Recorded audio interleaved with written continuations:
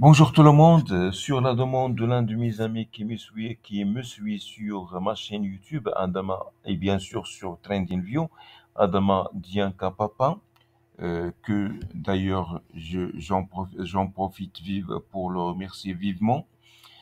Il m'a demandé de faire l'analyse de l'or.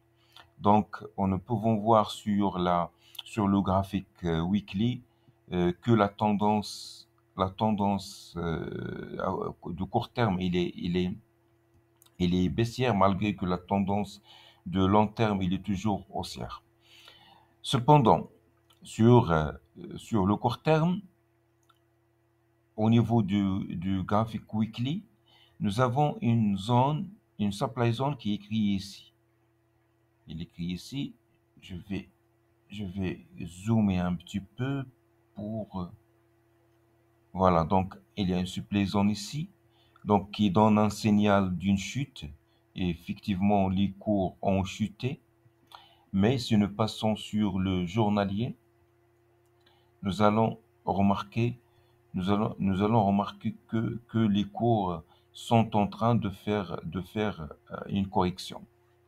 Sont en train de faire une correction. Pour cela, nous allons attendre, nous restons neutres pour le moment pour voir où vont les cours. Parce que nous sommes ici au milieu du canal, nous sommes pratiquement au milieu du canal, surtout ici. Et le milieu du canal fait obstacle au cours, il joue le rôle d'une résistance, comme on peut le voir ici. Ici, les cours sont entrés dans une consolidation. Ici également, la médiane du canal joue le rôle d'une résistance. Ici, d'un support, pardon. Ici, il joue le rôle d'une résistance. Ici également. Donc, à chaque fois que le cours atteint la zone médiane, donc il prend un peu de temps à la casser. Pas toujours, mais il y a des probabilités que ce soit le cas. Donc ici, le cours est en train de faire une correction. Nous allons donc attendre une confirmation pour voir où va le cours. Est-ce qu'il va aller chercher cette supply zone journalière qui est ici? Donc, c'est une supply zone qui a donné signal à cette chute et le cours est en train de faire une correction ici, une consolidation. On doit attendre, est-ce que, est-ce que le cours va aller tester cette zone et ensuite rechuter pour revenir tester cette zone-là qui correspond également à une zone de demande. Donc, on doit attendre une confirmation si le cours va tester cette zone et, et revenir. Sinon, on va voir s'il va la casser pour aller tester cette zone-là supérieure.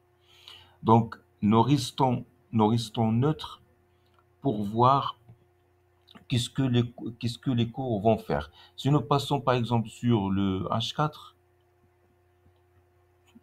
pour voir est-ce qu'il y a quelque chose de plus clair. Donc voilà, déjà ici, sur le H4, nous pouvons remarquer que le cours, qu'il y a une zone de demande ici qui a donné signal à cette augmentation, à cette évolution haussière du cours. Il y a deux zones ici. Voilà donc la deuxième zone, il y a celle-ci, il y a la deuxième zone ici. Le cours est parti vers le haut, puis l'a testé et il est parti encore vers le haut.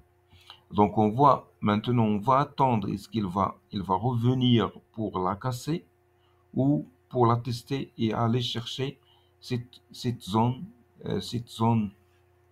de seed supply zone ou celle-ci. Donc, c'est la confirmation qui va nous permettre de savoir comment va agir les cours. Donc, si jamais le cours vient ici, nous allons attendre une bougie verte qui va nous confirmer la fermeture de la bougie verte. Bien sûr, il doit clôturer, qui va nous confirmer la chute des cours. À cet instant-là, nous allons entrer en vente et mettre notre stop loss ici. On va mettre notre stop loss ici. Si jamais il n'y avait pas une autre zone une autre supply zone qui doit être créée. Si une supply zone a été créée ici, en H4, donc on doit mettre notre stop loss juste au-dessus de la supply zone. Donc, nous allons attendre les confirmations avant de décider qu'est-ce qu'on va faire sur l'or. Donc, il faut rester neutre pour le moment. Merci pour votre attention et à la prochaine analyse.